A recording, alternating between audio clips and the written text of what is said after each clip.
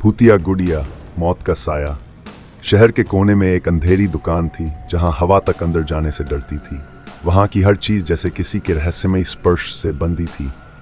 दुकान की सबसे पीछे वाली शेल्फ पर एक गुड़िया रखी थी, लाल ड्रेस, लंबे बाल और गहरी काली आंखें जो अंदर तक झांकती थीं। उस रात दुकान का दरवाजा खुला। उसकी नज़र सीधे गुड़िया पर पड़ी। जैसे ही उसने उसे उठाया, दुकान के पुराने बल्ब झपकने लगे। दुकानदार ने तुरंत मना किया, इसे मत छूना, ये जिसे चाहती है उसे छोड़ती नहीं। मगर अंजलि हंसी। उसे लगा दुकानदार उसे सिर्फ डराना चाहता है। उसने गुड़िया खरीदी और वहां से चली गई।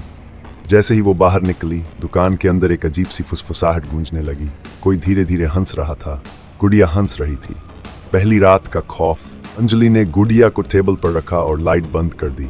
कमरा ठंडा हो गया। पर्दे हल्के हल्के हिलने लगे। घड़ी की सुइयां धीरे धीरे रुकने लगीं। रात के सन्नाटे में अचानक हल्की हंसी सुनाई दी, बहुत धीरे और बहुत गहरी। अंजलि की नींद खुल गई। उसने आंखें घुमाई मगर कुछ नहीं दिखा। मगर जैसे ही उसकी नज़र टेबल पर गई, गुड़िया वहां नहीं थी। अचानक फर्श पर कुछ सरकने की आवाज़ आई। अंजलि घबराकर उठी। उसने मोबाइल का टॉर्च ऑन किया और नीचे देखा। गुड़िया अब उसके बेड के नीचे थी और उसकी गर्दन पूरी तरह से उल्टी थी। वो जोर से चीखी और लाइट ऑन की, मगर गुड़िया अब भी वहीं थी और धीरे धीरे हिल रही थी। अंधेरे की साजिश। अगले दिन अंजलि ने गुड़िया को अलमारी में रखकर लॉक कर दिया, मगर रात में अलमारी खुद ब खुद खुल गई। गुड़िया अंदर से निकल आई, धीरे धीरे सरकती हुई। अंजलि ने दरवाजा बंद करने की कोशिश की, मगर तभी अचानक उसके कान में एक सर्द फुसफुसाहट गूंजने लगी, जैसे कोई उसके पीछे खड़ा हो। अब तुम मेरी हो। अंजलि ने झटके से पलट कर देखा। वहां कुछ नहीं था, मगर आईने में गुड़िया उसके ठीक पीछे खड़ी थी। लाइटें एकदम जलने बुझने लगीं। कमरे में तेज हवाएं चलने लगीं। खिड़की अपने आप खुल गई और दरवाजा खुद ब खुद बंद हो गया। अब अंजलि चीख नहीं सकती थी। वो सांस नहीं ले पा रही थी। गुड़िया धीरे धीरे उसकी तरफ बढ़ने लगी।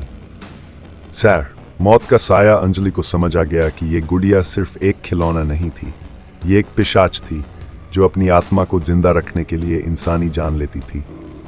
उसने इंटरनेट पर सर्च किया और एक पुरानी खबर निकाली। इस गुड़िया की वजह से अब तक 7 लोगों की मौत हो चुकी है। जिसने भी इसे खरीदा वो खुद नहीं बच सका।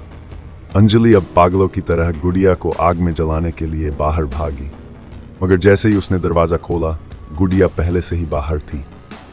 वो मुस्कुरा रही थी। उसकी आंखों में अब खून था। फास, मौत का अंत या एक नई शुरुआत। अंजलि अब बहुत देर कर चुकी थी। उस रात उसकी चीखें किसी ने नहीं सुनी। अगली सुबह उसकी लाश उसके कमरे में मिली। उसकी आंखें खुली हुई थीं, उसका मुंह डर से फटा हुआ था और उसके ठीक पास वही गुड़िया बैठी थी। कुछ दिन बाद दुकानदार ने फिर से अपनी दुकान खोली। उसने गुड़िया को उठाया, हल्के से मुस्कुराया और उसे फिर से टेबल पर रख दिया। तभी एक और लड़की दुकान में घुसी। अब अगला शिकार कौन होगा? कैमरा धीरे धीरे दुकान के दरवाजे की तरफ जाता है। फिर अचानक स्क्रीन ब्लैक हो जाती है और आखिरी में सिर्फ एक तेज डरावनी हंसी गूंजती है। The end.